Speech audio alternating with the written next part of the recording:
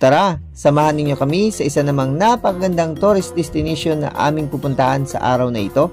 Napakamurang entrance fee at mga kubo na swak para sa mga dabarkads at mga pamilyang gusto mag-relax sa panahon ng weekend. Sakto rin nga at mahabang weekend ang schedule ng aming sponsor sa video ito, kung kaya sumama na kami at hindi na nagdalawang isip pa. Syempre, bagong tourist spot destination naman ang aming makikita. Libre pa kaming makakarating dito. Kaya, sino pa ang makahindi sa aming sponsor? Sa entrance pa lang, pwede ka na mag-selfie o mag-groupie. Ingat lang dahil bangin ang likod ng I Love Tindog Beach. Para makarating sa resort na ito, from airport ng Puerto Princesa City, kailangan mo magbiyahe ng almost 83 kilometers na sa 1 oras at 30 minutes lamang. Syempre, depende rin yan sa bilis mong magmaneho. At dahil gusto mong mag-relax sa resort, dapat mas lamang ang mag-ingat. Dahil first time nga namin dito, kung kaya gumising na ako ng maaga para naman makapag-take ng video habang pasikat pa lang ang araw. Napakasarap talagang matulog sa tent. Iba rin kasing experience kapag ganito kaganda ang view, sabay magka-camping ka. Nakakatanggal ng stress sa maghapong trabaho sa city. Maya-maya nga,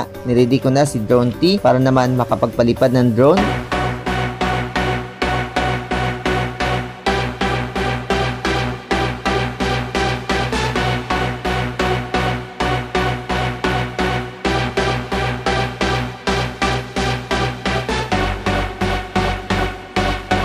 Hindi nga kami binigo. Ang ganda ng tanawin. Hindi man ganun kaputi ang buhangin, pero napakalinaw naman ng tubig. Medyo mabato ang front ng beach dahil mas lamang ang pebbles, mga batong maliliit na ginagamit sa mga disenyo ng sahig o pader. Kung familiar kayo sa pebbles mga ka-easy, i-comment lang sa ibaba. Kung meron din ba sa inyong mga lugar ang ganitong klaseng buhangin? Dahil mabilis ang oras sa umaga, kailangan na rin pala naming mag-prepare ng agahan. Pero mukhang hindi lang agahan ang lulutuin ng aming chef. Walang iba, si Saldi at Kuya Rolly ay sa kaldereta.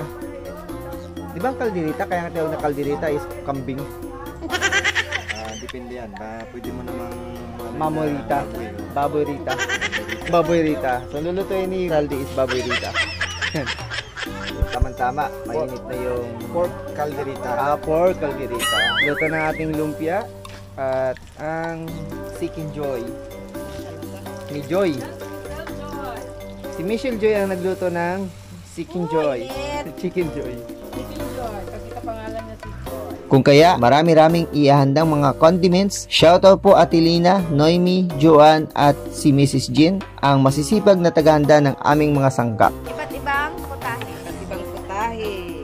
Yan yung dalawang masisipag. Tiyak kapag luto na ang kanilang inihanda, siguradong masasarap yan. Kaya mapaparami na naman ang kain namin dito. Food trip na naman ang mga diet dyan. Parang maruya. Sisig, lumpia, Chicken Joy, pansit. Ito pa, kaldereta. Kaldereta. Kaplato namin na dyan. Yun nga, tapos na kami kumain ng agahan, kaya sugod na sa napakalinaw ng tubig ng beach resort na ito. Nakaka-enjoy talaga maligo, umakyat sa bato at tumalon. Ingat lang dahil posibleng madulas at mahulog. Enjoy na enjoy si Roger sa paliligo, lalo na kasama namin ng aming mga sponsor at kaibigan.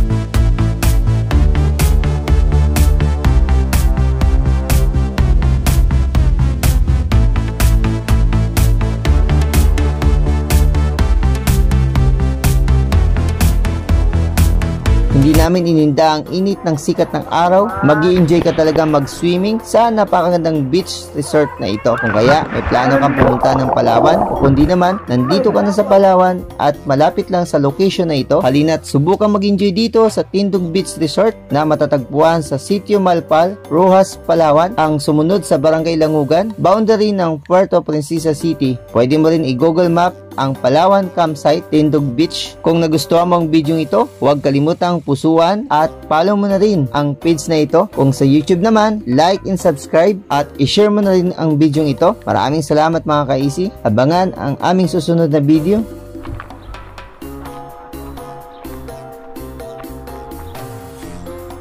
Anong masasabi mo sa Tindog? Okay? Ayos. Ayos.